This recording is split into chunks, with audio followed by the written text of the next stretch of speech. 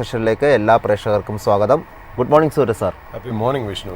അതായത് ഇന്നത്തെ ഒരു വിപണിയിലേക്ക് വരുമ്പോൾ നമുക്ക് ലഭിച്ചിരുന്ന ഒരു ക്യൂസൊക്കെ ഇന്ത്യൻ മാർക്കറ്റ് ഇന്ന് ഒരു ഇടിവിൽ തുടങ്ങാനുള്ള ഒരു സാധ്യതയായിരുന്നു കണ്ടിരുന്നത്. എന്നാൽ അതുപോലെ തന്നെ മാർക്കറ്റ് ഇന്ന് ഇടിവിലാണ് ആരംഭിച്ചിരിക്കുന്നത്. 25,959 എന്നൊരു നിലയിലാണ് ഇപ്പോൾ ട്രേഡിംഗ് തുടർന്നുകൊണ്ടിരിക്കുന്നത്. 50 പോയിൻറ്റിൻ്റെ ഇടിവ് നിഫ്റ്റി 50 രേഖപ്പെടുത്തുന്നു.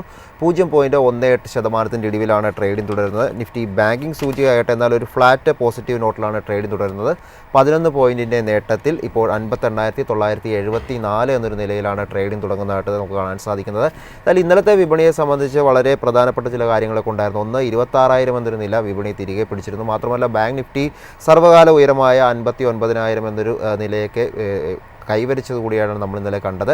ഏതായാലും ഇന്നത്തെ ഒരു വിപണിയിലോട്ട് വരുമ്പോഴത്തേക്ക് നമുക്ക് ഗ്ലോബൽ ക്യൂസ് എസ്പെഷ്യലി നോക്കുമ്പോൾ US മാർക്കറ്റ് നമുക്ക് കാണാൻ സാധിക്കുന്നത് ഇടിവ് രേഖപ്പെടുത്തിക്കൊണ്ടുള്ള ഒരു ക്ലോസിംഗ് ആയിരുന്നു ഇന്നലെ ഉണ്ടായിരുന്നത്. നമുക്ക് ക്ലോസിംഗ് നോക്കുമ്പോൾ ഡൗ ജോൺസ് 1.18% ഇടിവ് രേഖപ്പെടുത്തി. S&P 500 നമുക്ക് നോക്കുമ്പോൾ 0.92% ഇടിവ്. നാസ്ഡാക്കിലും സമാനമായൊരു ഇടിവാണ് ഇന്നലത്തെ മാർക്കറ്റിൽ നമുക്ക് കാണാൻ സാധിച്ചത്. എന്തായാലും എയുമായി ബന്ധപ്പെട്ടിട്ടുള്ള ഇഷ്യൂസൊക്കെ ഇപ്പോൾ നിലനിൽക്കുന്നുണ്ട്. മാത്രമല്ല അനുബന്ധ കമ്പനികളുടെ കടങ്ങൾ ചെയ്യുന്നതിനുള്ള നിരക്ക്, അതായത് ക്രെഡിറ്റ് ഡിഫോൾട്ട് സാപ്പ് ഉയർന്നു പോകുന്നതൊക്കെ തന്നെ ആശങ്കയായിട്ടുണ്ടെന്നാണ് മനസ്സിലാക്കാൻ സാധിക്കുന്നത്. ക്രിപ്റ്റോ മാർക്കറ്റിൽ നമുക്ക് ഇടിവ് കാണുന്നുണ്ട്. വമ്പൻ നിക്ഷേപകരുടെയൊക്കെ ഒരു പിന്മാറ്റം ഇതിന് കാരണമായിരിക്കുന്നു മനസ്സിലാക്കാൻ സാധിക്കുന്നത്. ഇന്നലെ FIDA കണക്കൊക്കെ നോക്കുമ്പോഴും FIs DIs ഒക്കെ ഒരു വാങ്ങലാണ് നടത്തിയതായിട്ട് നമുക്ക് കാണാൻ സാധിക്കുന്നത്. കൂടാതെ സോഫ്റ്റ് ബാങ്കിന് പിന്നാലെ സഹസ്രകോടീശ്വരൻ അല്ലെങ്കിൽ ബില്യണർ ആയിട്ടുള്ള പീറ്റർ തീൽ NVIDIയുടെ മുഴുവൻ ഓഹരികളും വിൽക്കുന്നു എന്നുള്ളൊരു വാർത്തയൊക്കെ തന്നെ ഒരു ആശങ്കയായി US മാർക്കറ്റ് നിൽക്കുന്നു എന്നാണ് നമുക്ക് മനസ്സിലാക്കാൻ സാധിക്കുന്നത്. എന്നാൽ സൂരജ് സാർ, ഇന്ന് വിപണിയെ സംബന്ധിച്ച് നമുക്ക് ഇന്നലെ നമ്മൾ പറഞ്ഞാണ് 26,000 എന്നൊരു നില വിപണി ടച്ച് ചെയ്യുമെന്നുള്ളൊരു കാര്യമൊക്കെ നമ്മളൊരു പ്രതീക്ഷ വെച്ചു. 26,000 എന്നൊരു നില നമ്മൾ വിപണി തിരികെ പിടിച്ചു. മാത്രമല്ല അതിനുശേഷം നമ്മളൊരു ഗ്ലോബൽ ക്യൂസിലോട്ട് വന്നപ്പോൾ ഒരു ആശങ്കപ്പെടുന്ന രീതിയിൽ ഒരു US മാർക്കറ്റിൽ ഒരു ഇടിവുണ്ടായിരുന്നു. അതിനുശേഷം ഇന്നത്തെ ഒരു മാർക്കറ്റ് ഇപ്പോൾ ഒരു ഇടിവിലുമാണ് തുടങ്ങിയിരിക്കുന്നത്. എന്തൊക്കെയാണ് നമ്മൾ ഇനി ശ്രദ്ധിക്കേണ്ട വാർത്തകൾ? നിങ്ങൾ സാറിൻ്റെ ഒരു എക്സ്പെക്റ്റേഷൻ മാർക്കറ്റിനെ സംബന്ധിച്ച് എന്താണ്? ഓക്കെ വിഷ്ണു, ഇപ്പോൾ ഒരു ടെക്നിക്കലി നോക്കുകയാണെങ്കിൽ നമ്മൾ കുറച്ച് ദിവസങ്ങളായി പറഞ്ഞു, ഇപ്പോൾ നമ്മളെന്നല്ല ഏതൊരു എക്സ്പേർട്ടിൻ്റെ അടുത്ത് ചോദിച്ചാലും ഇന്ത്യൻ മാർക്കറ്റ് എസ്പെഷ്യലി നിഫ്റ്റിയെ സംബന്ധിച്ചിടത്തോളം 26,000 എന്ന് പറയുന്ന ആ സൈക്കോളജിക്കൽ ആയിട്ടുള്ള ബാരിയർ നല്ല വോളിയംസോടുകൂടി ബ്രേക്ക് ചെയ്ത് ഒരു അപ്പർ എൻഡിലേക്ക് പോകുമ്പോഴായിരിക്കാം ഒരു പക്ഷേ മാർക്കറ്റ് നല്ല രീതിയിൽ ആ ട്രാജക്ടറി ചേഞ്ച് ചെയ്യുന്നു എന്ന് പറയുന്നത്. അത് ഒന്നാമത്തെ കാര്യം. അത് കൂടാതെ തന്നെ ഫണ്ടമെൻ്റലി നമ്മൾ ഇന്ത്യൻ മാർക്കറ്റിനെ എക്സ്പ്ലെയിൻ ചെയ്യണം എങ്ങനെ? ഇന്ത്യൻ മാർക്കറ്റ് ഓവർ വാല്യൂഡ് ആണോ, ഫെയർലി വാല്യൂഡ് ആണോ, അണ്ടർ വാല്യൂഡ് ആണോ എന്ന് നമ്മൾ എക്സ്പ്ലെയിൻ ചെയ്യണം എങ്ങനെയാണ്? ഒന്നില്ലെങ്കിൽ നിഫ്റ്റിയുടെ പ്രൈസ് ഏർണിംഗ് മൾട്ടിപ്പിൾസ് വെച്ചിട്ട്, അല്ലെങ്കിൽ മാർക്കറ്റ് ക്യാപ് ടു GDP വെച്ചിട്ട്, അല്ലെങ്കിൽ നിഫ്റ്റി 50 അല്ലെങ്കിൽ ടോട്ടൽ മാർക്കറ്റിലെ മെയിൻ കമ്പനികളുടെ റിസൾട്ട്സും ഏർണിങ്സും വച്ചിട്ടാണ് നമ്മൾ സാധാരണ പറയുന്നത് ഒരു ഇൻഡെക്സ് അഥവാ നിഫ്റ്റി 50 അല്ലെങ്കിൽ ഇന്ത്യൻ മാർക്കറ്റ് ഓവർ വാല്യൂഡ് ആണോ, അണ്ടർ വാല്യൂഡ് ആണോ, ഫെയർലി വാല്യൂഡ് ആണോ എന്ന് പറയുന്നത്. അതായത് ഞാൻ പറഞ്ഞു വന്നൊരു പോയിന്റ് എന്ന് വെച്ചാൽ we have different types of understanding market. One is what technical ways to understanding, fundamental way of understanding. ഇത് രണ്ടും നമുക്ക് മാറ്റി വെച്ചിട്ട് ഒരു മാർക്കറ്റ് ഇൻ്റലിജൻസ് ഒരു തേർഡ് ആംഗിളിൽ കൂടെ നമുക്ക് നോക്കാം. ഈ തേർഡ് ആംഗിൾ എന്ന് പറയുന്നത് ഇതൊരിക്കലും നമുക്ക് എന്താ പറയുക ഒരു ഡെഫിനിറ്റ് ആയിട്ടുള്ള ഒരു സൊല്യൂഷനോ അല്ലെങ്കിൽ ഒരു ഐഡിയോ ഒരു കൺസെപ്റ്റോ അല്ല. പക്ഷെ ഞാൻ വേറെ രീതിയിൽ ഇതിനെ ഒന്ന് പ്രേക്ഷകരുടെ മുന്നിൽ അവതരിപ്പിക്കാൻ ശ്രമിക്കുന്നു എന്നുള്ളൂ. ഫണ്ടമെൻ്റലി നമുക്ക് എന്താ മാർക്കറ്റ് എന്ന് നമുക്ക് നന്നായിട്ട് അറിയാം. നമ്മൾ എന്നും എക്സ്പ്ലെയിൻ ചെയ്യുന്നു. ടെക്നിക്കലി ആ സൈക്കോളജിക്കൽ മാർക്കറ്റ് എന്ന് പറഞ്ഞാൽ 26,000 എന്ന് പറയുന്ന ഒരു ലെവല് എന്നൊക്കെ പറഞ്ഞു നമ്മൾ അതിനെ മാറ്റിവെച്ചു. ഇനി ഒരു മാർക്കറ്റ് ഇൻ്റലിജൻസിനെ നോക്കാം. അതിപ്പോൾ നമ്മളിപ്പോൾ 2025 നവംബറിലാണ് ഇരിക്കുന്നത് അല്ലേ? ഇയർ എൻഡിലേക്ക് നമ്മൾ കയറിക്കൊണ്ടിരിക്കുന്നു. അതിൽ നിന്ന് മാറ്റിയിട്ട് നമുക്ക് കുറച്ചൊന്ന് ഫ്ലാഷ് ബാക്കിൽ പോവാം. ആ ഫ്ലാഷ് ബാക്ക് എന്ന് പറഞ്ഞാൽ ഏതാണ്ട് 2021 മുതൽ 2022 വരെ 2021 to 22, അത് ലേറ്റ് 2021 ഏർലി 2022 ഇതാണ് ഞാൻ പറയുന്ന ഒരു കാലഘട്ടം. ആ കാലഘട്ടത്തിൽ നമുക്ക് US മാർക്കറ്റ് ഏത് രീതിയിലാണ് പെർഫോം ചെയ്തതെന്ന് നമുക്ക് നോക്കാം. അന്ന് S&P 500 26% ഡൗൺ ആയിരുന്നു. നാസ്ഡാക്ക് 38% ആ കാലഘട്ടത്തിൽ കറക്റ്റ് ചെയ്തു. ഡൗ ജോൺസ് -22% ഡൗൺ ആയിരുന്നു. അതായത് ഞാൻ ഈ പറയുന്ന ലേറ്റ് 2021 ടു ഏതാണ്ട് ഒരു 2022 വരെ നമ്മൾ നോക്കുകയാണെങ്കിൽ US ഹാസ് അണ്ടർഗോൺ അല്ലെങ്കിൽ US stock market has undergone A massive correction അല്ലേ? അത് ചില സമയത്ത് 26, ചില ഇൻഡെക്സ് 38, ചില ഇൻഡെക്സ് 22% ഒക്കെ ഡൗൺ ആയിരുന്നു എന്നുള്ള. എന്തായിരുന്നു ആ കാലഘട്ടത്തിലെ കറക്ഷൻ്റെ കാരണം? ആ കാലഘട്ടത്തിലെ കറക്ഷൻ്റെ കാരണം നമ്മൾ നോക്കുകയാണെങ്കിൽ ഒന്ന് റീവിസിറ്റ് ചെയ്യുകയാണെങ്കിൽ ചിലപ്പോൾ നമ്മുടെ ഒന്നും ഓർമ്മയിൽ നിൽക്കണ്ടാവില്ല. ഞാനിപ്പോൾ ഇന്ന് രാവിലെ ഒരു 4-4:30 എണീച്ച് ഒരു എന്താ പറയുക ഒരു ചെറിയ ഒരു റിസർച്ച് നടത്തിയപ്പോൾ എനിക്ക് കിട്ടി അന്നത്തെ കാലഘട്ടത്തിലെ കറക്ഷൻ എന്ന് പറയുന്നത് എന്താ, ഗവൺമെൻറ്റിൻ്റെ, അതായത് ഗ്ലോബലി US-ൽ ഗവൺമെൻറ്റിൻ്റെ സ്റ്റിമുലസ് പാക്കേജ് എൻഡ് ചെയ്യുന്ന ഒരു സമയമായിരുന്നു. അതായത് സ്റ്റിമുലസ് എല്ലാം കഴിഞ്ഞു എന്നുള്ള രീതിയിൽ. അതായത് എന്താ, മണി പ്രിൻറ്റിങ് നിന്നു. അതായത് QE, ക്വാണ്ടിറ്റേറ്റീവ് ഈസിങ് സ്റ്റോപ്പ് ചെയ്യുക. ക്വാണ്ടിറ്റേറ്റീവ് ഈസിങ് എന്ന് പറഞ്ഞാൽ എന്താ, നമ്മൾ കൂടുതൽ കറൻസി പ്രിൻ്റ് ചെയ്ത് കൂടുതൽ ബോണ്ടുകൾ മേടിച്ച് പൈസ നമ്മൾ സിസ്റ്റത്തിലേക്ക് തള്ളിവിടുന്നു. അതിനാണ് നമ്മൾ ക്വാണ്ടിറ്റേറ്റീവ് ഈസിങ് എന്ന് പറയുന്നത്. അപ്പോൾ സ്റ്റിമുലസ് കഴിഞ്ഞപ്പോൾ ക്വാണ്ടിറ്റേറ്റീവ് ഈസിങ് സ്റ്റോപ്പ് ചെയ്തു. അപ്പോൾ സ്വാഭാവികമായിട്ട് എന്ത് ചെയ്തു, ലിക്വിഡിറ്റി, സിസ്റ്റത്തിൽ നിന്ന് ലിക്വിഡിറ്റി വരുന്നത് നിന്നു. 2, ഇൻട്രസ്റ്റ് റേറ്റ് കൂടി. അതായത് ഫെഡ് ഇൻട്രസ്റ്റ് റേറ്റ് വളരെ അഗ്രസീവായിട്ട് റേറ്റ് ചെയ്ത് കൂടിക്കൊണ്ടിരുന്നു. അപ്പോഴും എന്ത് പറ്റി, ആൾക്കാരുടെ കയ്യിൽ കുറച്ച് പൈസയായി അല്ലേ. ഇൻട്രസ്റ്റ് റേറ്റ് കൂട്ടുമ്പോൾ പൈസ, അതായത് liquidity in the system reduced considerably അല്ലേ.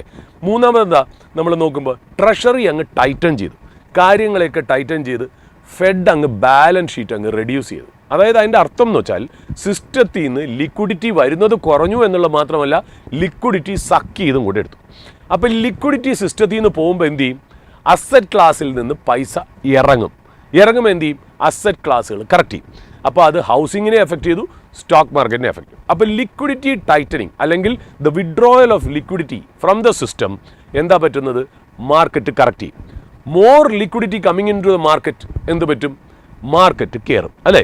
അതായത് the market or any asset class, നമ്മളിപ്പോൾ റിയൽ എസ്റ്റേറ്റ് നോക്കിയാലും സ്റ്റോക്ക് മാർക്കറ്റ് എടുത്താലും ഗോൾഡ് എടുത്താലും അസറ്റ് ക്ലാസ്സിനെ ഡ്രൈവ് ചെയ്യുന്നത് വാല്യുവേഷൻ കൂടാതെ മണി ഫ്ലോ ആണ്. കൂടുതൽ പൈസ വരുമ്പോഴത്തേക്കും ഈ കാര്യങ്ങളൊക്കെ കയറും, പൈസ തിരിച്ചു പോകുമ്പോഴത്തേക്കും ഈ അസറ്റ് ക്ലാസ്സുകളെ കറക്റ്റ് ചെയ്യും. അപ്പോൾ 2021 ലേറ്റ് 2021 മുതൽ 2022 വരെ US മാർക്കറ്റ് കറക്റ്റ് ചെയ്യാനുള്ള കാര്യം ആ liquidity withdrawal from the system ആണ് എന്നുള്ളതാണ്. അപ്പോൾ നമുക്കൊന്ന് നോക്കാം, ആ സെയിം ടൈമിൽ ഇന്ത്യൻ മാർക്കറ്റ് എങ്ങനെ പെർഫോം ചെയ്ത്. അതായത് അതിന് ഇക്വലൻ്റ് ആയിട്ട് ഇന്ത്യൻ മാർക്കറ്റ് പെർഫോം ചെയ്യണമല്ലോ. നമ്മൾ അന്ന് ഇന്ത്യൻ മാർക്കറ്റ് നോക്കുകയാണെങ്കിൽ ഒക്ടോബർ 2021 ഇന്ത്യൻ മാർക്കറ്റ് അന്ന് പീക്ക് ചെയ്യണേ. ആ സമയത്ത് പീക്ക് ചെയ്യണം എത്രയാ, 18,600. ഓക്കെ, ആ 18,600-ൽ നിന്ന് ജൂൺ 2022 ആയപ്പോഴത്തേക്കും 15,200 ക്രാഷ് ചെയ്തു. 15,200 എന്ന് പറയുമ്പോൾ ആ ഒരു കറക്ഷൻ എന്ന് പറഞ്ഞാൽ 18 തൊട്ട് 19% ഒരു കറക്ഷൻ ഇന്ത്യൻ മാർക്കറ്റിൽ US മാർക്കറ്റ് കറക്റ്റ് ചെയ്തപ്പോൾ ഇന്ത്യൻ നിഫ്റ്റിയും കറക്റ്റ് ചെയ്തു. സ്വാഭാവികമാണല്ലോ. എന്തായിരിക്കും ഇന്ത്യൻ മാർക്കറ്റ് ഏതാണ്ട് 18 തൊട്ട് 19%, 19% ഒന്ന് കറക്റ്റ് ചെയ്യാനായിട്ടുള്ള കാരണം? സെയിം റീസൺ, ഗ്ലോബലി ലിക്വിഡിറ്റി നിന്നു. ഗ്ലോബലി അല്ലെങ്കിൽ central banks quantitative easing stop ചെയ്തു, ഇൻട്രസ്റ്റ് റേറ്റ് ഇൻക്രീസ് ചെയ്തു, സിസ്റ്റത്തിൽ നിന്ന് ലിക്വിഡിറ്റി വരുന്നത് നിന്നു, ഉള്ള ലിക്വിഡിറ്റി സക്ക് ചെയ്തു എടുത്തു. അപ്പോൾ ഇതിൻ്റെ ഒരു കാസ്കേഡിങ് റിപ്പിൾ എഫക്റ്റ് ഇന്ത്യൻ മാർക്കറ്റിലും സംഭവിക്കുമ്പോൾ എന്ത് പറ്റും, സംഭവിക്കുമ്പോൾ FIIs അല്ലെങ്കിൽ ഫോറിൻ ഇൻസ്റ്റിറ്റ്യൂഷൻ ഇൻവെസ്റ്റേഴ്സ് അല്ലെങ്കിൽ FPIs സെല്ല് ചെയ്ത് ഇന്ത്യൻ മാർക്കറ്റിൽ നിന്ന് പൈസ വലിച്ചെടുത്തു. അപ്പോൾ ഇന്ത്യൻ മാർക്കറ്റ് എന്ത് ചെയ്യും, കറക്റ്റ് ചെയ്യും. അപ്പോൾ 19% അപ്പോൾ ഇന്ത്യൻ മാർക്കറ്റ് കറക്റ്റ് ചെയ്തു. അതായത് US കറക്റ്റ് ചെയ്യുന്നതിനെ കൂടെ when US catches cold, India sneezes, അല്ലെങ്കിൽ US catches cold, the world sneezes. അതിൻ്റെ കൂടെ ഇന്ത്യ ഓൾസോ സ്നീസ്ഡ്. അതാണ് അതിനർത്ഥം. അതായത് അവിടെ ജലദോഷം പിടിച്ചപ്പോൾ ലോക രാജ്യങ്ങളിലെ മറ്റുള്ള സ്റ്റോക്ക് മാർക്കറ്റും തുമ്മിത്തുടങ്ങി, ഇന്ത്യൻ മാർക്കറ്റും തുമ്മിത്തുടങ്ങി. ഇതാണ് അന്ന് സംഭവിച്ചത്. അപ്പോൾ അന്നത്തെ കറക്ഷൻ 2021, 2022 കറക്ഷൻ്റെ കാരണം എന്താ, ലിക്വിഡിറ്റി സിസ്റ്റത്തിൽ നിന്ന് പോയി. ഓക്കെ, നമുക്കിനി ഇപ്പം സംഭവിക്കണം എന്താണെന്ന് നോക്കാം. ഇപ്പം സംഭവിക്കുന്നത് അന്ന് സംഭവിച്ചതിൻ്റെ ജസ്റ്റ് ഓപ്പോസിറ്റാണ്. അതായത് ഞാൻ ചില കാര്യങ്ങൾ പറയാം. ജാപ്പനീസ് ഗവൺമെൻറ് $110 ബില്യൺ സ്റ്റിമുലസ് പാക്കേജാണ് അനൗൺസ് ചെയ്തത്. അത് എങ്ങനെയൊക്കെ ചെയ്യുന്നു എന്നുള്ളത് നമ്മൾ എക്സ്പ്ലെയിൻ ചെയ്യുന്നില്ല, കാര്യം അതിനുള്ള ടൈമില്ല. ജപ്പാൻ അവരുടെ സിസ്റ്റത്തിലേക്ക് $110 ബില്യൺ ഇഞ്ചക്ട് ചെയ്യുന്നു. ട്രംപ് പറയുന്നു ഈ ടാരിഫ് മുഖാന്തരം കിട്ടുന്ന കാശ് ഉപയോഗിച്ച് $2,000 വെച്ച് ഞാൻ സിറ്റിസൺസിന് കൊടുക്കാൻ ആലോചിക്കുന്നു. അതായത് അർത്ഥം എന്താ, പൈസ നേരെ ജനങ്ങളിലേക്ക് എത്തിക്കുന്നു. അപ്പോൾ സിസ്റ്റത്തിൽ എക്കണോമിക്ക് സർക്കുലേറ്റ് ചെയ്യുന്ന ലിക്വിഡിറ്റി കൂടുന്നു. ഇനി നമുക്ക് നോക്കാം, JP മോർഗൻ്റെ ഒരു റിപ്പോർട്ട് അനുസരിച്ച് US ട്രഷറി ഏതാണ്ട് $300 ബില്യൺ ലിക്വിഡിറ്റി സിസ്റ്റത്തിലോട്ട് ഇഞ്ചക്ട് ചെയ്യാൻ. $300 ബില്യൺ. അതായത് മോർ ക്യാഷ് ഇൻ ബാങ്ക്സ്. അപ്പോൾ ബാങ്കിലേക്ക് ആൾക്കാർ കൂടുതൽ ക്യാഷ് ഇടും. അപ്പോൾ ബാങ്കിന് കൂടുതൽ കാശ് ലെൻഡ് ചെയ്യാൻ പറ്റും. ലെൻഡ് ചെയ്ത് വരുമ്പോൾ ലിക്വിഡിറ്റി കൂടും, ലിക്വിഡിറ്റി വരുമ്പോൾ ഗ്രോത്ത് വരും. അപ്പോൾ വേറൊരു രീതിയിലുള്ള സ്റ്റിമുലസും കൂടെ അവിടെ നടക്കുന്നു എന്നുള്ളൂ. ഇനി നമുക്ക് ചൈനയിലേക്ക് വരാം. ചൈന പറയുന്നത് എന്താ, they are going to pump $1 trillions of money into the economy via government spending or credit easing. അപ്പോൾ ചൈനയും എന്ത് ചെയ്യുന്നു? ഒരു ഇൻഡയറക്റ്റ് ആയിട്ടുള്ള എക്കണോമി ട്രിഗർ ചെയ്യാനുള്ള സ്റ്റിമുലസ് ചെയ്യുന്നു. ഇനി നമ്മൾ ജപ്പാനെ നോക്കാം. നമ്മൾ ഇന്നലെ പറഞ്ഞത് എന്താ? ജപ്പാനെ നമ്മൾ ആദ്യം പറഞ്ഞു, അല്ല സൗത്ത് കൊറിയ നോക്കാം. സൗത്ത് കൊറിയയും എന്ത് ചെയ്യുന്നു?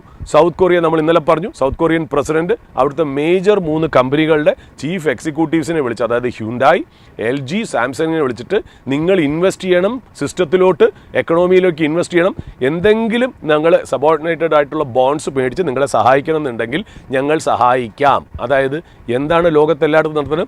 എല്ലാ രാജ്യങ്ങളും ഒരു സ്റ്റിമുലസ് പാക്കേജിലേക്ക് പോകുന്നു. ഇനി ഒരു കാര്യം കൂടെ പറയാം. കാനഡ, ബാങ്ക് ഓഫ് കാനഡ എന്ത് ചെയ്യുന്നു? Bank of Canada is restarting quantitative easing. What is quantitative easing? Canadian government is printing, അല്ലെങ്കിൽ Bank of Canada is printing more money to buy bonds. ആ ബോൺഡ്സ് നമ്മൾ മേടിക്കാൻ നേരത്ത് സിസ്റ്റത്തിലോട്ട് ലിക്വിഡിറ്റി ഇൻജെക്ട് ചെയ്യും. അപ്പോൾ some and substance എന്ന് പറയുന്നത് അതാണ്. പിന്നെ ഒരു കാര്യം കൂടെ ഉണ്ട്, പറഞ്ഞിരിക്കാതെ വയ്യ. ഫെഡ് ക്വാണ്ടിറ്റേറ്റീവ് ടൈറ്റനിങ് എന്ന് പറഞ്ഞാൽ ക്വാണ്ടിറ്റേറ്റീവ് ഈസിങ്ങിൻ്റെ ഓപ്പോസിറ്റ്. ക്വാണ്ടിറ്റേറ്റീവ് ടൈറ്റനിങ്, അതായത് ഈ ലിക്വിഡിറ്റി വലിച്ചെടുക്കുന്ന പ്രക്രിയ ഈ മാസം അവസാനത്തോടുകൂടി അവസാനിപ്പിക്കുകയാണ്. ഇപ്പം ഞാൻ പറഞ്ഞു വെച്ചാൽ എല്ലാ പോയിന്റേഴ്സും കാണിക്കുന്നത് എന്താ? എല്ലാവരും സിസ്റ്റത്തിലേക്ക് ഗ്ലോബലി ലിക്വിഡിറ്റി എക്കണോമിയിലേക്ക് പമ്പ് ചെയ്യാൻ പോകുന്നു. This is just opposite to what happened in late 2021 and 22 when markets corrected. അപ്പോൾ ആ സിസ്റ്റത്തിലേക്ക് ലിക്വിഡിറ്റി വരുമ്പോൾ മാർക്കറ്റ് കയറോ ഇല്ലേ അറിയില്ല. That is the $1 billion question. But എന്താണോ 2021-22 സംഭവിച്ചത് അത് തന്നെ, അതിൻ്റെ ഓപ്പോസിറ്റ് തന്നെ ഇപ്പോൾ സംഭവിക്കുന്നു എന്നുള്ളതാണ് അതിൻ്റെ അർത്ഥം. ഇപ്പോൾ ഇന്ത്യയിൽ നമുക്ക് നോക്കാം. ഇന്ത്യയിൽ എന്ത് സംഭവിച്ചു? ഇന്ത്യയിലും ലിക്വിഡിറ്റി പുഷ് നടന്നു. എങ്ങനെ? ഫെബ്രുവരി 1 ബഡ്ജറ്റിൽ 12 ലക്ഷം വരെ ഉള്ള ഇൻകം ടാക്സ് റേറ്റ് കട്ട് സംഭവിച്ചു. 1. 2, GST റേറ്റ്സ് ഇവിടെ സെപ്റ്റംബർ ഒക്ടോബറോടുകൂടി കുറച്ചു, അല്ലേ? അപ്പോൾ എന്തായി? GST റേറ്റ് കുറച്ചപ്പോൾ ആൾക്കാർക്ക് ഒരു സാധനം മേടിക്കാൻ കുറവ് പൈസ സ്പെൻഡ് ചെയ്താൽ മതി, കൂടുതൽ പൈസ ജനങ്ങളുടെ കയ്യിലേക്ക് വന്നു, അല്ലേ? 3, ഇന്ത്യയുടെ reserve bank of India interest rate കുറച്ചു. ഇൻട്രസ്റ്റ് റേറ്റ് കുറച്ചപ്പോൾ എന്തായി? ജനങ്ങളിലേക്ക് കൂടുതൽ പൈസ വന്നു.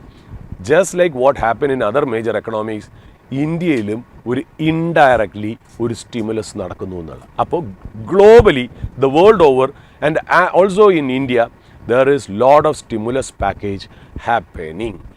ബട്ട് തിയററ്റിക്കലി എന്താണ്? More liquidity coming in to the system will drive stock prices. Whether that will happen or not അത് നമുക്കറിയില്ല എന്നുള്ളത് മാത്രമേ ഉള്ളൂ. കാര്യം ജനറലി തിയററ്റിക്കലി പറയുകയാണെങ്കിൽ ലിക്വിഡിറ്റി സിസ്റ്റത്തിൽ ഇൻക്രീസ് ചെയ്യണമെങ്കിൽ മാർക്കറ്റ് കയറണം. അതാണ് അതിനകത്തുള്ളൊരു ബോട്ടം ലൈൻ എന്ന് തന്നെ. അപ്പോൾ ഇതാണ് എനിക്ക് ഓപ്പണിംഗ് സ്റ്റേറ്റ്മെൻ്റ് ആയിട്ട് എനിക്ക് പറയാനുള്ളത്. ബട്ട് ഇന്ത്യൻ മാർക്കറ്റിനെ അലട്ടുന്ന പ്രശ്നം എന്തായിരുന്നു? Over valuation. അതായത് ഓവർ വാല്യുവേഷൻ ആണെന്നുള്ള കാര്യം നമുക്ക് നന്നായിട്ട് അറിയാം. ബട്ട് ഒരു ക്യാബിയറ്റ് നമുക്ക് അതിനകത്ത് പറഞ്ഞു വയ്ക്കാതിരിക്കാൻ പറ്റില്ല.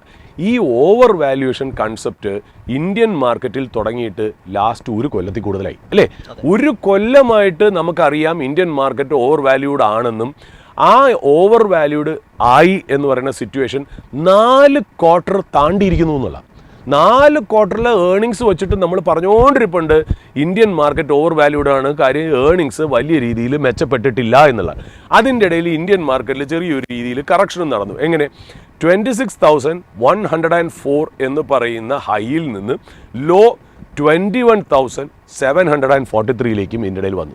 അതായത് ഈ റേഞ്ചിലാണ് ഇന്ത്യൻ മാർക്കറ്റ് ഓപ്പറേറ്റ് ചെയ്തത്. ആ ഓപ്പറേറ്റ് ചെയ്യാൻ ആ റേഞ്ചിൽ കിടന്ന് കളിക്കാൻ കാര്യം എന്താ? ഇന്ത്യൻ മാർക്കറ്റിൻ്റെ ഓവർ വാല്യുവേഷനും ഒരുപാട് നെഗറ്റീവ് ന്യൂസുകളും. എന്തൊക്കെയാണ് നെഗറ്റീവ് ന്യൂസ്? നെഗറ്റീവ് ന്യൂസ് എന്ന് പറഞ്ഞാൽ ഏർണിങ്സ് കുറഞ്ഞു, ഇന്ത്യൻ മാർക്കറ്റ് ഓവർ വാല്യൂഡ് ആയിരുന്നുള്ള കാരണം. മൂന്നാമതെന്ന് പറഞ്ഞാൽ ട്രംപിൻ്റെ ടാരിഫ്. 4-മതെന്ന് പറഞ്ഞാൽ ഇന്ത്യ പാകിസ്ഥാൻ കോൺഫ്ലിക്റ്റ്. 5-മതെന്ന് പറയുന്നത് ഈ പറയുന്ന പോലെ റഷ്യൻ ക്രൂഡ് കൊണ്ടുണ്ടാവുന്ന മറ്റുള്ള സാങ്ഷൻസ്. അതുകൂടാതെ China key raw material prices അല്ലെങ്കിൽ റെയർ എർത്ത് എലമെൻസിൻ്റെ എക്സ്പോർട്ട് റെസ്ട്രിക്ഷൻ, പിന്നെ ഗാസ ഇസ്രായേൽ യുദ്ധം, റഷ്യ യുക്രൈൻ യുദ്ധം, അതിൻ്റെ ഇടയിൽ middle ഈസ്റ്റിലെ escalation.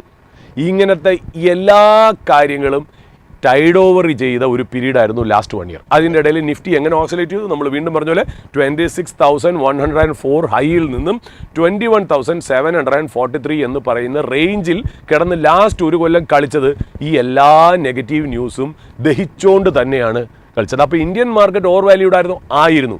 Is that in the price? Yes, it is in the price for the last 4 quarters. 4 ക്വാർട്ടറിലിട്ട് നമ്മൾ ഇത് അബ്സോർബ് ചെയ്തു എന്ന് വേണം നമുക്ക് മനസ്സിലാക്കാൻ.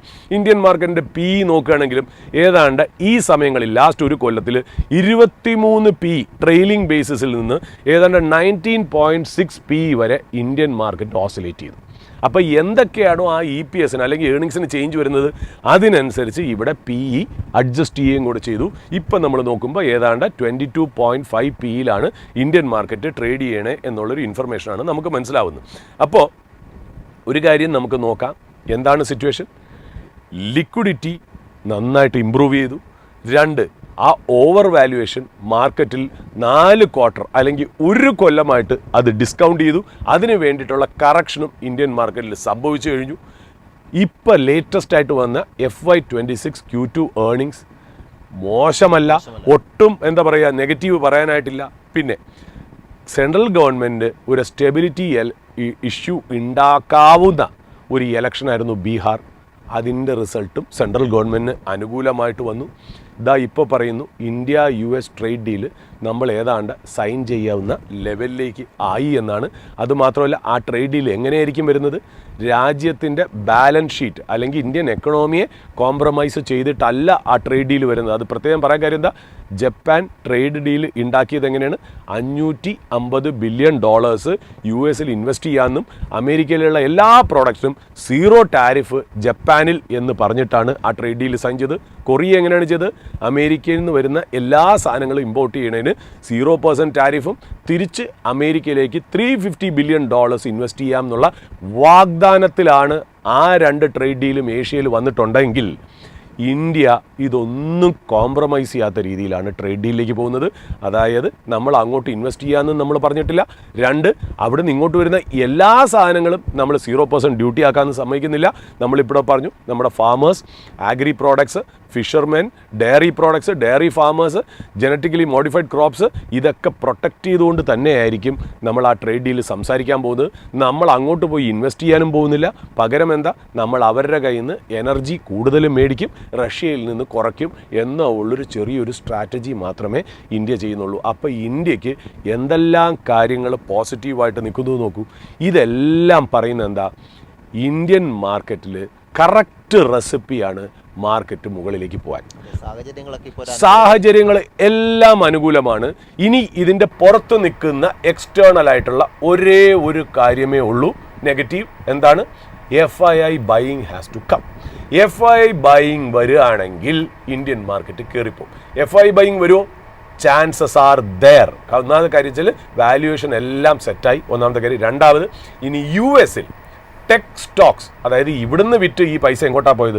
ടെക് സ്റ്റോക്സ് ആയ NVIDIA, AMD, Intel, Broadcom, Palantir എന്ന് പറയുന്ന സ്റ്റോക്കുകളിലേക്കാണ് പോയെങ്കിൽ അവിടെ ടെക് സ്റ്റോക്സിൽ ഒരു സെൽ ഓഫ് വരണമെങ്കിൽ that money will come back to India എന്നുള്ള കാര്യത്തിൽ സംശയമില്ല. അപ്പോൾ Indian market is rightly placed. It has got all the recipes right now for a major move in markets, but whether the market will move or not, that is a $1 billion question. പക്ഷേ ഒരു കാര്യം, നിങ്ങൾ എന്ത് trade strategy day എടുക്കുകയാണെങ്കിലും, weekly എടുക്കുകയാണെങ്കിലും, monthly എടുക്കുകയാണെങ്കിലും, അല്ലെങ്കിൽ ഒരു ലോങ് ടേം ഇൻവെസ്റ്റ്മെന്റ് സ്ട്രാറ്റജി എടുക്കുകയാണെങ്കിലും, this is the broad call from the MyFin research desk. ഇതിൻ്റെ ഇടയിൽ ഇന്റർമീഡിയറ്റ് ആയിട്ടുള്ള കറക്ഷൻസ് വരും, ചാൻസസ് ഉണ്ട്. അതായത് കറക്ഷൻസ് ആർ ഹെൽത്തി. അത് കറക്ഷൻ എന്ന് പറയണം. അതായത് കറക്ഷൻ, ഡ്രോ ഡൗൺ എന്നൊക്കെ പറഞ്ഞു കഴിഞ്ഞാൽ ഒരു പ്രോഫിറ്റ് ബുക്കിംഗ് ആണ്. ഇപ്പോൾ ഇന്നലെ US മാർക്കറ്റ് കറക്റ്റ് ചെയ്തു. അതിൽ ടെക്നോളജി സ്റ്റോക്സ് ആയിരിക്കണം ഒരു പക്ഷേ കൂടുതൽ സെല് ചെയ്ത്. എന്നാൽ വേറൊരു കാരണം കൂടെ ഉണ്ടെന്നറിയോ? ഡിസംബറിൽ ഇയർ എൻഡിന് മുമ്പായിട്ട് ഫണ്ട് മാനേജേഴ്സ് അവരുടെ പല ഫണ്ടുകളിലും പ്രോഫിറ്റ് ബുക്ക് ചെയ്യും. ആ പ്രോഫിറ്റ് ബുക്കിംഗ് കൂടെ US മാർക്കറ്റിൽ നടക്കുന്നു എന്നാണ്. അപ്പോൾ ആ പ്രോഫിറ്റ് ബുക്കിംഗ് കാരണവും US മാർക്കറ്റ് ചെറിയ രീതിയിൽ ഡൗൺ ആവും.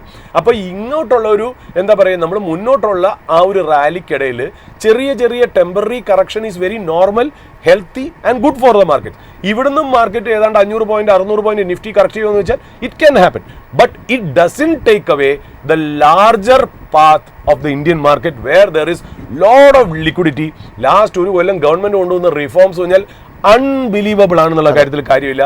അതുമാത്രമല്ല, എല്ലാ ഏർണിങ്സിന്റെ കുറവുകളും ഓവർ വാല്യുവേഷനും മാർക്കറ്റ് ഡിസ്കൗണ്ട് ചെയ്ത് കഴിഞ്ഞു എന്നുള്ള. So Indian market is set for a possible beautiful and handsome rally in market എന്നുള്ളതാണ് ഒരു ലാർജർ ട്രേഡ് സെറ്റപ്പ് എന്നുള്ള കാര്യത്തിൽ സംശയമില്ല. വിഷ്ണു എന്തെങ്കിലും ചോദിക്കാൻ വന്നിട്ടില്ല? ഓക്കെ, അപ്പോൾ ഞാൻ നേരത്തെ പറഞ്ഞ പോലെ ഇനിയിപ്പോൾ പഴയ ഇന്നലത്തെ US മാർക്കറ്റിന്റെ ക്ലോസിംഗ് പറയേണ്ട കാര്യമില്ല, കാര്യം വിഷ്ണു തന്നെ അത് എക്സ്പ്ലെയിൻ ചെയ്യുകയുണ്ടായി. പക്ഷേ ഇന്നലെ US മാർക്കറ്റിൽ ഒരു പ്രത്യേകത എന്ന് വെച്ചാൽ റസൽ ഇൻഡെക്സ് ഉണ്ട്. ഈ റസൽ 2000 ഇൻഡെക്സ് എന്ന് പറയുന്നത് ഈ സ്മോൾ ക്യാപ്പിന്റെ ഒരു അടയാളമായിട്ടാണ് കാണുന്നത്. അതും ഇന്നലെ എന്താണ് 2% ഡൗൺ ആയിരുന്നു എന്നുള്ളത്. നമ്മളിപ്പോൾ S&P 500-ഉം നാസ്ഡാക്കും ഡൗ ജോൺസും മാത്രമല്ലേ പറയാറുള്ളൂ, അതുകൂടാതെ ഇതും കൂടെ വന്നിരുന്നു എന്നുള്ളതാണ്. പിന്നെ ഈ പറയുന്ന പോലെ NVIDIA-യുടെ നാളെ എനിക്ക് വെനസ്ഡേ ആണെന്ന് തോന്നുന്നു NVIDIA-യുടെ റിസൾട്ട് വരുന്നത് എന്നുള്ള. അപ്പോൾ NVIDIA ഏതാണ്ട് ഇന്നലെ 2.1% ഡൗൺ ആയിരുന്നു. നേരത്തെ ഈ പറഞ്ഞ പോലെ പീറ്റർ തീലിൻ്റെ ഹെഡ്ജ് ഗ്രൂപ്പും ഹെഡ്ജ് ഫണ്ടും കംപ്ലീറ്റ് സ്റ്റേക്കും NVIDIA-യിൽ സെല് ചെയ്തു എന്നുള്ള ഇമ്പോർട്ടൻറ്റ്. നമ്മൾ 1-2 ആഴ്ച മുമ്പേ നമ്മൾ സോഫ്റ്റ് ബാങ്കിൻ്റെ സെല്ലിങ്ങും കൂടെ പറഞ്ഞു. സോഫ്റ്റ് ബാങ്ക് സെല്ല് ചെയ്തിട്ട് അവർ NVIDIA-യിലുള്ള പൈസ ഓപ്പൺ ഐയിലേക്ക് ഇൻവെസ്റ്റ് ചെയ്യുന്നത് അവിടെ ഒരു shift in character of US market ആണോ എന്ന് നമ്മളും സംശയിക്കേണ്ട. അതായത് NVIDIA എന്ന് പറയുന്നത് ആർട്ടിഫിഷ്യൽ ഇൻ്റലിജൻസിൻ്റെ ഹാർഡ്വെയർ സൈഡാണ്. ദ ചിപ്പ് സെമി കണ്ടക്ടർ സിസ്റ്റമാണ് NVIDIA ചെയ്യുന്നത്. അത് സെല്ല് ചെയ്തിട്ട് അവർ ഓപ്പൺ ഐ എന്ന് പറയുമ്പോൾ എന്താ, ChatGPT-യുടെ ഫൗണ്ടർ കമ്പനിയാണ്. ഈ ChatGPT എവിടെ വർക്ക് ചെയ്യുന്നത്? ChatGPT is a software that works on the hardware called semiconductor or chip built by NVIDIA. അപ്പോൾ പൈസ, അതായത് ഇൻവെസ്റ്റ്മെന്റിന്റെ പൈസ, ഇൻവെസ്റ്റബിൾ എമൗണ്ട് അല്ലെങ്കിൽ investable funds is moving away from the hardware layer to the software layer, which augurs well for Indian IT industry as well as we move forward. അപ്പോൾ Indian മാർക്കറ്റിന്റെ broad ആയിട്ടുള്ള ഒരു പാത്ത് നമ്മൾ explain ചെയ്യുന്നതിനൂടെ പറഞ്ഞു. If money shift from the US hardware to US software companies, then OpenAI പോലെയുള്ള ജനറേറ്റീവ് എയുടെ ഔട്ട്സോഴ്സിംഗ് വർക്ക് ചെയ്യുന്ന രാജ്യങ്ങളോ കമ്പനികളോ ഏതാണ്? നമ്മുടെ ഇന്ത്യയിലുള്ള IT കമ്പനീസ് ആണ് എന്നുള്ളത്. അപ്പോൾ ഇതാണ് ഇന്ത്യൻ മാർക്കറ്റിന്റെ ബ്രോഡർ ആയിട്ടുള്ള കാര്യം. പിന്നെ നമ്മൾ ഇന്നലെ നോക്കുമ്പോൾ ഈ വോളറ്റിലിറ്റി ഇൻഡെക്സ്, അതായത് മാർക്കറ്റിന്റെ ഒരു വോളറ്റിലിറ്റി മെഷർ ചെയ്യുന്ന ഒരു സാധനമാണല്ലോ. S&P 500-ന്റെ വിക്സ് ഒക്കെ ഏതാണ്ട് ഹയസ്റ്റ് ക്ലോസിന്റെ മന്ത് ആയിരുന്നു. കാര്യം ഇത്രയും ഒരു മാർക്കറ്റിൽ ഒരു ഫോൾ വന്നതല്ലേ, അതായത് ടെക്നോളജി സ്റ്റോക്സിനൊക്കെ ഒരു സെല്ലിംഗ് വന്നതല്ലേ. എന്നാൽ CBO വോളറ്റിലിറ്റി ഇൻഡെക്സ് 22.38 ആണെങ്കിൽ, CBOE വോളറ്റിലിറ്റി ഇൻഡെക്സ് 22.38 ആണെങ്കിൽ, mind you Indian VIX is just 11.7. അതാണ് അതിന്റെ പ്രത്യേകത. ഇതാണ് ഞാൻ പറയുന്ന ആ പാരിറ്റി. മനസ്സിലായില്ലേ? US മാർക്കറ്റിൽ വോളറ്റിലിറ്റി ഇൻക്രീസ് ചെയ്യുന്നു, ടെക്നോളജി സ്റ്റോക്സിൽ സെല്ലിംഗ് നടക്കുന്നു. ഇന്ത്യയിലാണെങ്കിലോ വോളറ്റിലിറ്റി ഇൻഡെക്സ് വളരെ താന്ന് നിൽക്കുന്നു. That is also A perfect ingredient or A recipe four A fantastic move in market, but whether this will happen I do not know. I am not there in the art of predicting. അപ്പോൾ അതുകൊണ്ട് അതെനിക്ക് അറിയില്ല എന്ന് മാത്രമേ ഉള്ളൂ. പിന്നെ ഇതിനകത്ത് bitcoin ഏതാണ്ട് 30% ഫോൾ അല്ലേ, ഒഫീഷ്യലി തന്നെ ബെയർ മാർക്കറ്റിലായി എന്നുള്ളതാണ്. US ട്രഷറി ഈൽഡ് നമ്മൾ നോക്കുകയാണെങ്കിൽ 4.14%. ക്രൂഡ് ഏതാണ്ട് 59.7 പെർ ബാരൽ.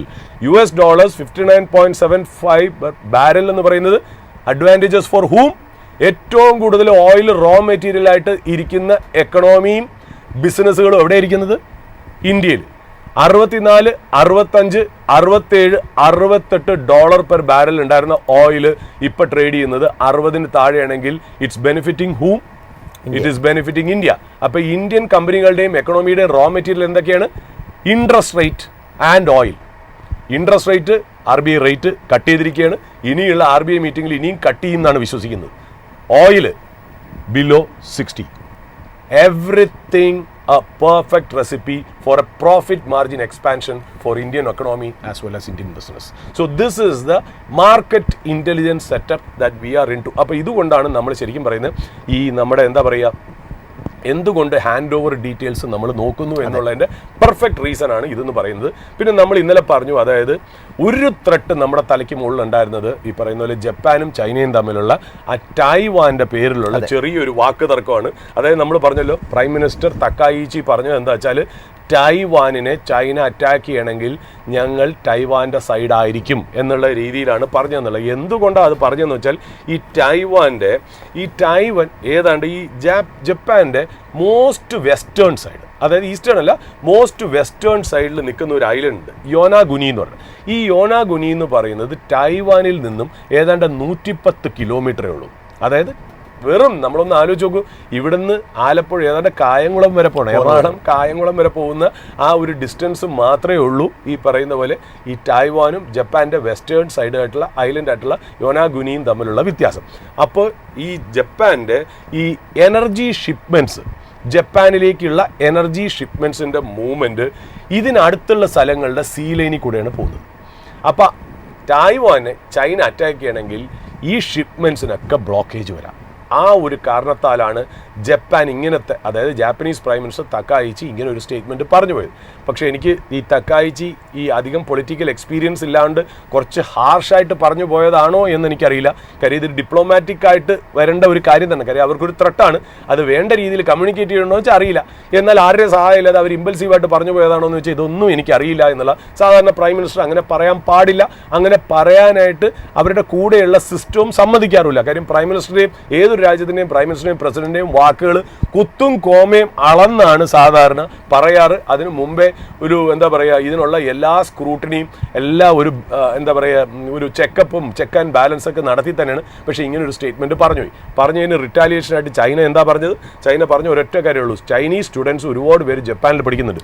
അവരുടെ അടുത്ത് പറഞ്ഞു വെച്ചാൽ be aware of the threat and danger in studying in Japan എന്നുള്ള ഒരു കാര്യം പറഞ്ഞു. രണ്ടാമത് ചൈനീസ് ട്രാവലേഴ്സിനോട് പറഞ്ഞു ജപ്പാനിലേക്ക് ട്രാവൽ ചെയ്യണത് കഴിയുന്നതും നിർത്തുക എന്നുള്ളതും കൂടെ പറഞ്ഞു. അപ്പം ജപ്പാനെ സംബന്ധിച്ച് ചൈനയിൽ നിന്ന് ഇത്രയും സ്റ്റുഡൻസ് പഠിക്കാൻ വരുന്നത് വലിയൊരു റവന്യൂ മോഡലാണ്. രണ്ടാമത് ചൈനീസ് ടൂറിസ്റ്റുകൾ ജപ്പാനിലേക്ക് വരുന്നതും ജപ്പാൻ്റെ വലിയൊരു മോഡലാണ്. ഇത് കൂടാതെ ഒരു മൂന്നാമതൊരു ഡയലോഗും കൂടെ ചൈന അടിച്ചു.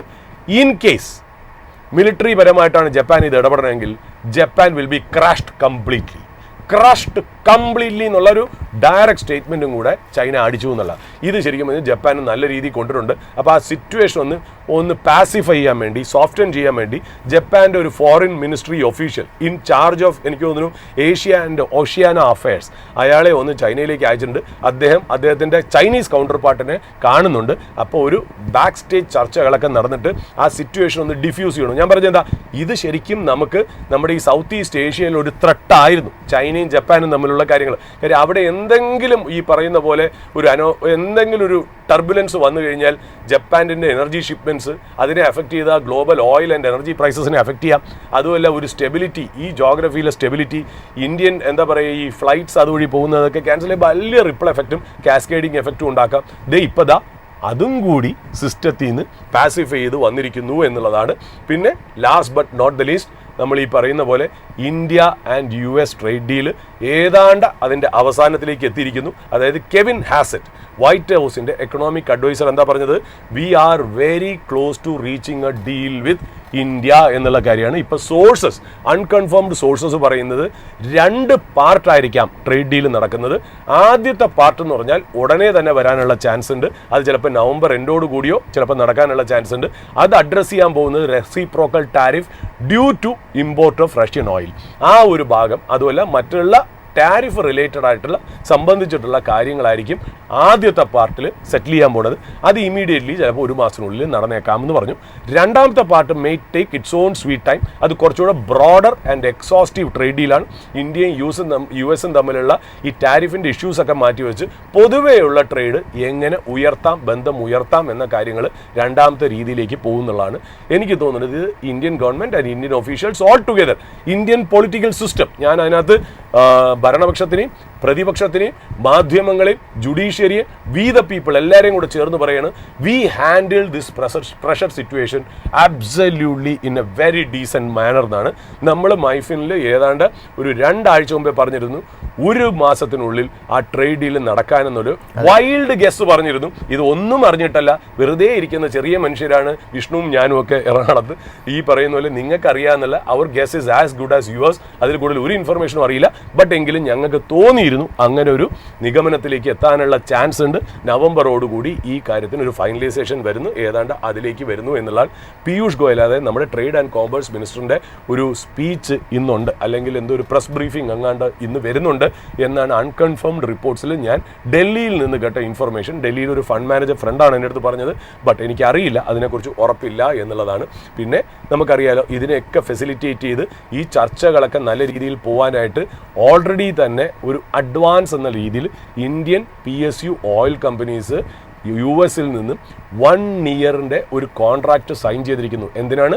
ഇമ്പോർട്ട് ഓഫ് LPG അഥവാ കുക്കിംഗ് ഗ്യാസ് ഇമ്പോർട്ട് ചെയ്യാനായിട്ട് to the tune of what 2.2 million tons per annum. അതായത് ഇന്ത്യയുടെ ടോട്ടൽ ഇമ്പോർട്ടിൻ്റെ, അതായത് LNG, അതായത് കുക്കിംഗ് ഗ്യാസിൻ്റെ ഇമ്പോർട്ടിൻ്റെ ഏതാണ്ട് 10% അല്ലേ, 10% US നിന്ന് ഇമ്പോർട്ട് ചെയ്യാനായിട്ട് തീരുമാനിച്ചു. നമ്മുടെ 90% നമ്മൾ സൗദി അറേബ്യ, UAE, ഖറ്റാർ, ഇതിങ്ങനെ 3 കൺട്രീസിനാണ് നമ്മൾ ചെയ്തുകൊണ്ടിരിക്കുന്നത്. ഇപ്പം നമ്മുടെ ആ ഇത് ഡൈവേഴ്സിഫൈ ചെയ്ത് US-നെയും കൂടെ നമ്മുടെ ഇമ്പോർട്ട് ചെയ്യുന്ന കൺട്രിയുടെ ലിസ്റ്റിലേക്ക് ആഡ് ചെയ്തു എന്നുള്ളതാണ്. ഡൈവേഴ്സിഫിക്കേഷൻ ആണ് പറയണമെങ്കിലും നമുക്കറിയാം ട്രേഡ് ഡീല് നടക്കാൻ വേണ്ടിയിട്ടുള്ള ഇന്ത്യയുടെ ഒരു ക്ലിക്ക് ബെയ്റ്റ് ആണെന്നുള്ള ഒരു ക്ലിക്ക് ബെയ്റ്റും കൂടെ നമ്മൾ പറഞ്ഞു വെച്ചിരുന്നു.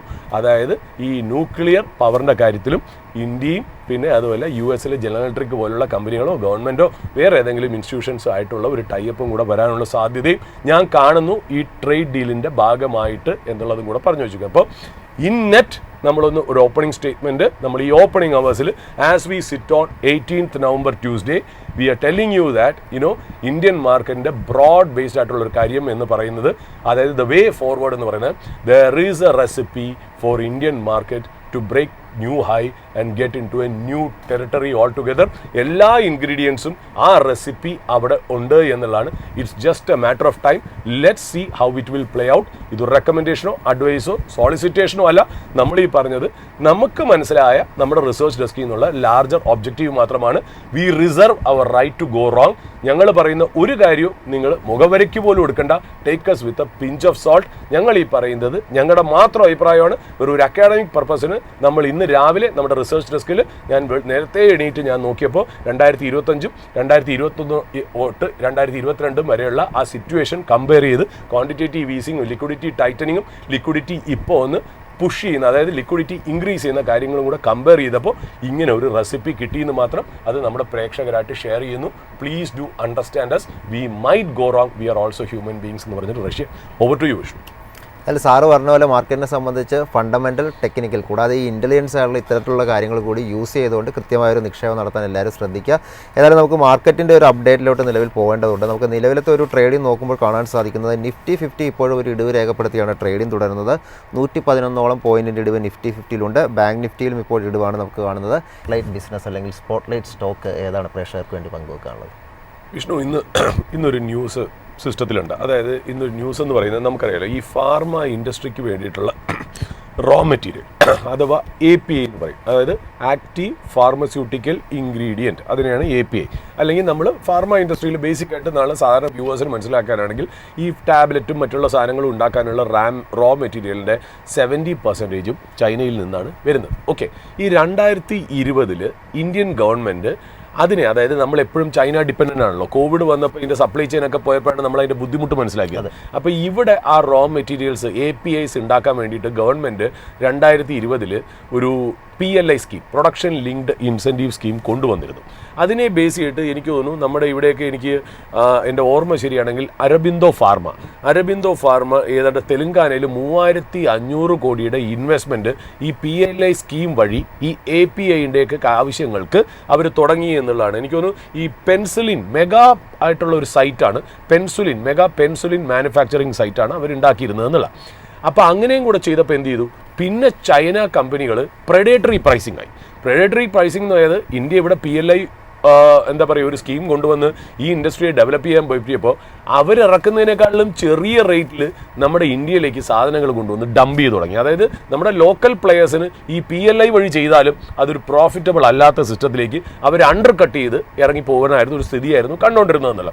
ഇത് നമ്മളെ സംബന്ധിച്ച്, ഇന്ത്യൻ എക്കണോമിയെ സംബന്ധിച്ച് വളരെ റിസ്കി ആയിട്ടുള്ള കാര്യമായിരുന്നു. ഇപ്പോൾ അതാ ഒരു ഇൻഫർമേഷൻ വന്നു, government is considering a setting of minimum import price. Minimum import price എന്ന് പറഞ്ഞാൽ നമുക്ക് ഇനിയും ചൈനയിൽ നിന്ന് ആവശ്യങ്ങൾ ഇമ്പോർട്ട് ചെയ്യാം, പക്ഷേ ഗവൺമെൻറ് സെറ്റ് ചെയ്യുന്ന പ്രൈസിൻ്റെ താഴെ അണ്ടർ കട്ട് ചെയ്ത് ആർക്കും ഇമ്പോർട്ട് ചെയ്യാനും പറ്റില്ല, ചൈനയ്ക്ക് ഇതിനെ ഡംപ് ചെയ്യാനും പറ്റില്ല. അപ്പോൾ മിനിമം ഇമ്പോർട്ട് പ്രൈസ് അവർ ഈ ഫാർമസ്യൂട്ടിക്കൽ ആക്റ്റീവ് ഫാർമ ഇൻഗ്രീഡിയൻസ് അഥവാ API, അല്ലെങ്കിൽ നമ്മളൊരു ജനറൽ ഭാഷയിൽ പറയുകയാണെങ്കിൽ ഫാർമസ്യൂട്ടിക്കൽ കമ്പനികൾക്കുള്ള റോ മെറ്റീരിയൽ എന്ന് വേണമെങ്കിൽ പറയാം, അതിന് ഒരു താങ്ങ് വില, അതായത് ഇതിൻ്റെ താഴെ ഇമ്പോർട്ട് ചെയ്യാൻ പറ്റില്ല എന്നുള്ള രീതിയിലേക്ക് ആയി എന്നുള്ളതാണ്. എനിക്ക് തോന്നുന്നു ഇറ്റ് ഈസ് എക്സ്പെക്റ്റഡ്, അതൊരു അൺകൺഫേംഡ് റിപ്പോർട്ട്സ് പറയുന്നത് 10 കീ ആക്റ്റീവ് ഫാർമ ഇൻഗ്രീഡിയൻസിനെ കവർ ചെയ്യുന്നതാണ്. അതായത് ആൻറ്റിബയോട്ടിക്സ്, കൊളസ്ട്രോൾ ലോവർ ചെയ്യാനുള്ള ഡ്രഗ്, ഇതിനൊക്കെ വേണ്ടിയിട്ടുള്ള API അഥവാ റോ മെറ്റീരിയലിനെ കുറിച്ചാണ് നമ്മൾ ഈ പറയുന്നത്. അപ്പോൾ ഈ ന്യൂസ് ന്യൂസിനെ ബേസ് ചെയ്തായിരുന്നു. കാര്യം ഈ ന്യൂസ് കിട്ടിയാൽ അതിൻ്റെ പുറകിൽ ഏത് സ്റ്റോക്കാണ് എന്നുള്ളതാണല്ലോ. ഒരുപാട് സ്റ്റോക്ക് ബെനിഫിറ്റ് ചെയ്യാൻ കാര്യം മിക്ക കമ്പനിയും, അതായത് ഇന്ത്യയുടെ 70% റിക്വയർമെൻറ്റും പുറത്തുനിന്നാണെന്ന് പറയുമ്പോൾ എല്ലാ കാര്യങ്ങളും. അപ്പോൾ അതിലൊരു നിഷായിട്ടുള്ളൊരു ബിസിനസ് നമുക്ക് സ്പോട്ട് ലൈറ്റിലേക്ക് അവതരിപ്പിക്കുക എന്നുള്ളതാണല്ലോ. ഇപ്പോൾ ഒരു കാര്യം നോക്കുകയാണ്, നമുക്കിപ്പോൾ അവിടെ നിന്ന് ഒരു സീൻ മാറി നമുക്ക് വേറെ ഒക്കെയാണെങ്കിൽ ഇന്ത്യ ഈസ് എന്താ പറയുക, one of the world's largest life stock പോപ്പുലേഷനാണ്. ലൈഫ് സ്റ്റോക്ക് എന്ന് പറയുമ്പോൾ നമ്മൾ ഈ പറയില്ലേ, ഈ കന്നുകാലി ലൈഫ് സ്റ്റോക്സ് ഈ പറയുന്ന പോലെ നമ്മൾ അതിനകത്ത് എന്താ പറയുക, ഈ കാറ്റിൽ farming, sheep farming, God farming, ഈ എന്താ പറയുക പിഗ്, അങ്ങനത്തെ ഒക്കെ പല കാര്യങ്ങൾ. അതായത് ലൈഫ് സ്റ്റോക്സിൻ്റെ കാര്യത്തിൽ ഇന്ത്യ വളരെ നമുക്കറിയാലോ ഒരു ഫേമസ് ആയിട്ടുള്ള one of the largest country എന്നുള്ളതാണ്. ഇത് ശരിക്കും പറഞ്ഞാൽ ഇത് ഇന്ത്യൻ അഗ്രികൾച്ചർ അല്ലെങ്കിൽ റൂറൽ എക്കണോമിയെ ഭയങ്കര രീതിയിൽ സപ്പോർട്ട് ചെയ്യുന്ന ഒരു വെർട്ടിക്കലാണ്. മനസ്സിലായല്ലോ? അത് ഈ പറയുന്ന പോലെ അവരുടെ ലൈവ്ലിഹുഡ് മാത്രമല്ല, അതായത് ഈ എന്താ പറയുക ഈ റിയറിങ് അല്ലെങ്കിൽ ഇതിൻ്റെ ഫാംസ് ഒക്കെ വെച്ചിട്ട് ഇവരുടെ ലൈവ്ലിഹുഡ് മാത്രമല്ല ഇന്ത്യയുടെ ന്യൂട്രീഷൻ അല്ലെങ്കിൽ എക്കണോമിക് ഗ്രോത്ത് എല്ലാത്തിനെയും ഡ്രൈവ് ചെയ്യുന്നതാണ് ഈ പറയുന്ന പോലെ ഈ ലൈഫ് സ്റ്റോക്സ് അഥവാ ഈ പറയുന്ന പോലെ ഫാമിംഗ്, അതായത് ആനിമൽ ഫാർമിംഗ്, ഡയറി ഫാമിംഗ് എന്നുള്ള പല പേരിൽ നമുക്കിതിനെ പറയാമെന്നാണ്. അപ്പോൾ ഒരുപാട് പേർക്ക് ജോലിയാണ്, മില്യൺസ് ഓഫ് ആൾക്കാരുടെ ജോലിയാണ്. അപ്പോൾ ഇത് നല്ല രീതിയിൽ പോകണം എന്നുണ്ടെങ്കിൽ നല്ല രീതിയിലുള്ള കാറ്റിൽസ് വേണം. കാറ്റിൽസിന് അസുഖം വരാൻ പാടില്ല. കാറ്റിലാവട്ടെ, ഗോട്ടാവട്ടെ, ഷീപ്പാവട്ടെ, എന്തോ ആവട്ടെ, അതൊക്കെ നല്ല രീതിയിൽ അതിനെയൊക്കെ നന്നായിട്ട് മെയിൻറ്റെയിൻ ചെയ്താൽ ഈ ഇൻഡസ്ട്രി അല്ലെങ്കിൽ ഈ വെർട്ടിക്കൽ അല്ലെങ്കിൽ ഈ ഒരു ഫാമിങ്ങിൻ്റെ ഈ ഒരു പാർട്ട് നല്ല രീതിയിൽ പോകുള്ളൂ എന്ന് നമുക്കറിയാം. ഏതാണ്ട് ഇന്ത്യയുടെ പോപ്പുലേഷൻ്റെ ഇറ്റ് ഈസ് എസ്റ്റിമേറ്റഡ് ദാറ്റ് 8.8% ഈ ആനിമൽ ഫാമിംഗ് വഴിയാണ് ഇതിനായിട്ട് മുന്നോട്ട് പോകണമെന്നുള്ളതാണ്. ആൻഡ് ഇന്ത്യയുടെ ഗ്രോസ് വാല്യൂ ആഡഡിൻ്റെ 5.5% കോൺട്രിബ്യൂട്ട് ചെയ്യണത് ആനിമൽ ഫാമിംഗ് ആണെന്നേ ഉള്ളൂ. അപ്പോൾ ഈ ആനിമൽ ഫാമിംഗ് എന്ന് പറയുന്ന ആ ഒരു പാർട്ട് എന്ന് പറയുന്നത് നമ്മൾ നോക്കുകയാണെങ്കിൽ അറിയാലോ, ഡയറി ഫാമിംഗ് ഉണ്ട്, പോൾട്രി ഫാമിംഗ് ഉണ്ട്, ഫിഷ് ഫാമിംഗ് ഉണ്ട്, അതായത് അക്വാകൾച്ചർ, അതുകൂടാതെ ലൈഫ് സ്റ്റോക്ക് ഫാമിംഗ് ഉണ്ട്, പിഗ് ഫാമിംഗ് ഉണ്ട്, പിന്നെ ബീസ്, അങ്ങനെ ഈ തേനീച്ച, അങ്ങനെ ഒരുപാട് കാര്യങ്ങളുണ്ടെങ്കിൽ മെയിൻ ആയിട്ടുള്ള കാര്യങ്ങൾ ഇത് തന്നെയാണ് എന്നറിയാം. അപ്പോൾ ഇവരുടെയൊക്കെ ഔട്ട്പുട്ട് എന്താ വരുന്നത്, എക്കണോമിയിലേക്ക് ഭയങ്കരമായിട്ട് ന്യൂട്രീഷൻ പ്രൊവൈഡ് ചെയ്യണം. മിൽക്ക്, എഗ്ഗ്, മിൽക്കിൻ്റെ ഡെറിവേറ്റീവ് ആയിട്ടുള്ള യോഗട്ട്, ബട്ടർ, ചീസ്, ഇങ്ങനത്തെ കാര്യങ്ങൾ. അപ്പോൾ ഇന്ത്യയുടെ ന്യൂട്രീഷനെ നേരിട്ട് അഫക്റ്റ് ചെയ്യണ സാധനം. അപ്പോൾ ഒരു ഹെൽത്തി ആയിട്ടുള്ള ഫുഡ് നമുക്ക് വേണം, ന്യൂട്രീഷ്യസ് ആയിട്ടുള്ള ഫുഡ് വേണമെന്നുണ്ടെങ്കിൽ ഈ പറയുന്ന കാറ്റിൽസ് അല്ലെങ്കിൽ ഗോട്ട് ഇതൊക്കെ ഏതായാലും ആരോഗ്യകരമായിട്ട് ഇരിക്കണം എന്നുള്ള കാര്യം വളരെ അത്യാവശ്യമാണ്. അതായത് നമുക്കറിയാം ഹ്യൂമൻസ് ആരോഗ്യകരമായിട്ടിരിക്കാനായിട്ട് നമ്മൾ ഫാർമസ്യൂട്ടിക്കൽ മെഡിസിൻസ് യൂസ് ചെയ്യുന്ന പോലെ തന്നെ വേറെ രീതിയിൽ ആനിമൽസിനും ഫാർമസ്യൂട്ടിക്കൽ മെഡിസിൻസിൻ്റെ ആവശ്യമുണ്ട് എന്നുള്ളതാണ്. അപ്പോൾ നമ്മളിപ്പോൾ നോക്കുമ്പോൾ ഈ മെഡിസിൻസ് ഒക്കെ വളരെ എസെൻഷ്യലാണ്. അതായത് ഇന്ത്യയുടെ എന്താ പറയുക ഈ ലൈഫ് സ്റ്റോക്ക്, ഈ കാറ്റിൽ ഫാമിംഗ് അല്ലെങ്കിൽ ആ ഒരു ഇൻഡസ്ട്രിക്ക് നല്ല രീതിയിൽ മുന്നോട്ട് പോയി നല്ല രീതിയിൽ എക്കണോമിക് ഗ്രോത്ത് വന്ന് നമ്മുടെയൊക്കെ ഹെൽത്ത് നന്നായിട്ട് മെയിൻറ്റെയിൻ ചെയ്യണമെങ്കിൽ ഇതിനെ പരിപാലിച്ച് കൊണ്ടുപോകുക എന്നുള്ള വളരെ അത്യാവശ്യമുള്ള കാര്യമാണ്. അപ്പോൾ ഇതിനകത്ത് ഒരുപാട് മെഡിസിൻസ് വരുന്നുണ്ട് ഈ ഇൻഡസ്ട്രിയിൽ, അതായത് ഇൻജക്റ്റിബിൾസ്, ഓറൽ മെഡിസിൻസ്. ഇപ്പോൾ ഫിഷ് ഫാമിംഗ് ഒക്കെ നോക്കുകയാണെങ്കിൽ ആൻറ്റി ഇൻഫെക്ഷൻസ് വരാതിരിക്കാനുള്ള ആൻറ്റി ഇൻഫെക്റ്റീവ്സ് ഉണ്ട്. പിന്നെ നമ്മൾ പെറ്റ്സ് ഒക്കെ ഇല്ലേ, ഈ പെറ്റ്സിനൊക്കെ എസ്പെഷ്യലി ഇപ്പോൾ പെറ്റ്സിൻ്റെ ഭയങ്കരമായിട്ട് യൂസ് കോവിഡിന് ശേഷം കൂടിയിട്ടുണ്ട്. അപ്പോൾ വെറ്റിനറി ആൻറ്റിബയോട്ടിക്സ്, പെയിൻ ഫീവർ, അതായത് പെയിന് ഫീവറിന് വേണ്ടിയിട്ടുള്ള മെഡിസിൻസ്, ആൻറ്റി പാരസൈറ്റിക് ഡ്രഗ്സ്, ഇതൊക്കെ ഭയങ്കരമായിട്ട്, അതായത് ഞാൻ പറയുന്നത് ആനിമൽ ഇൻഡസ്ട്രിയിൽ, ആനിമൽ ഫാർമ ഇൻഡസ്ട്രിയുടെ കാര്യമാണ് പറയുന്നില്ല. പിന്നെ ഈ പോൾട്രി ഫാംസിലൊക്കെ നമുക്കറിയാലോ ഈ ബാക്ടീരിയൽ ഇൻഫെക്ഷൻസ് ഉണ്ടാവും, റെസ്പിറേറ്ററി ഡിസീസസ് ഉണ്ടാവും, ഗട്ട് റിലേറ്റഡ് ഡിസീസ് ഉണ്ടാവും. അതിനെയൊക്കെ ചെറുക്കാനും ഒക്കെ ഉള്ള, പ്രിവെൻറ്റ് ചെയ്യാനും ഒക്കെ ഉള്ള മെഡിസിൻസ് ഒക്കെ ഉണ്ട്. അപ്പോൾ വൈഡ് വെറൈറ്റിയിലുള്ള മെഡിസിൻസ് ഈ ഒരു കാറ്റിൽ ഫാമിംഗ് അല്ലെങ്കിൽ ഒരു ആനിമൽ ഫാമിംഗ് ഇൻഡസ്ട്രിയിൽ ഉണ്ട്, എസെൻഷ്യൽ ആണ്. ഒരുപാട് പ്ലെയേഴ്സ് ഉണ്ട്, വലിയൊരു ഇൻഡസ്ട്രിയാണ് എന്നുള്ളതാണ് നമ്മൾ പറഞ്ഞു വയ്ക്കുന്ന ഈ ഒരു കാര്യം. അപ്പോൾ പല കമ്പനികളും ഇതിനകത്ത് വൈഡ് റേഞ്ച് ഓഫ് പ്രോഡക്ട്സ് ഉണ്ടാക്കുന്നുണ്ട്, വാക്സിൻസ് ഉണ്ടാക്കുന്നുണ്ട്, ടാബ്ലറ്റ്സ് ഉണ്ടാക്കുന്നുണ്ട്, ആൻറ്റിബയോട്ടിക് ഉണ്ടാക്കുന്നുണ്ട്, ഇത് കൂടാതെ ന്യൂട്രീഷണൽ സപ്ലിമെൻറ്റ്സ് ഉണ്ടാക്കുന്നുണ്ട്. ഇത് സാധാരണ ഈ ലൈഫ് സ്റ്റോക്സ് ആയിട്ടുള്ള ഈ ആനിമൽസിനും കമ്പാനിയൻ ആനിമൽസ് എന്ന് പറയുമ്പോൾ നമ്മൾ വീട്ടിൽ വളർത്തി നമ്മുടെ കൂടെ ചേർത്ത് നിർത്തി വളർത്തി പോകുന്ന പെറ്റ്സിനെയൊക്കെ നമ്മൾ കമ്പാനിയൻ ആനിമൽസ് എന്ന് പറയും. അപ്പോൾ അതായത് ആനിമൽ ഫാർമ ഇൻഡസ്ട്രി എന്ന് നമുക്ക് വേണമെങ്കിൽ ചുരുക്കമായിട്ട് പറയാവുന്നതാണ്. അതായത് ഈ ഇൻഡസ്ട്രിയെ റെഗുലേറ്റ് ചെയ്യുന്നത് central drugs standard control organisation, അതായത് CDSCO. അതായത് ഇവർ റൺ ചെയ്യുന്നത് ആ ഒരു എന്താ പറയുക drugs and cosmetic acts 1940, goods manufacturing practices GMP, ഇതിൻ്റെയൊക്കെ റൂൾ വെച്ചിട്ടാണ് ഈ ഇൻഡസ്ട്രി വർക്ക് ചെയ്ത് വരുന്നത്. അതിൻ്റെ റെഗുലേറ്ററിൻ്റെ കാര്യവും നമ്മൾ പറഞ്ഞു വെച്ചു എന്നുള്ള.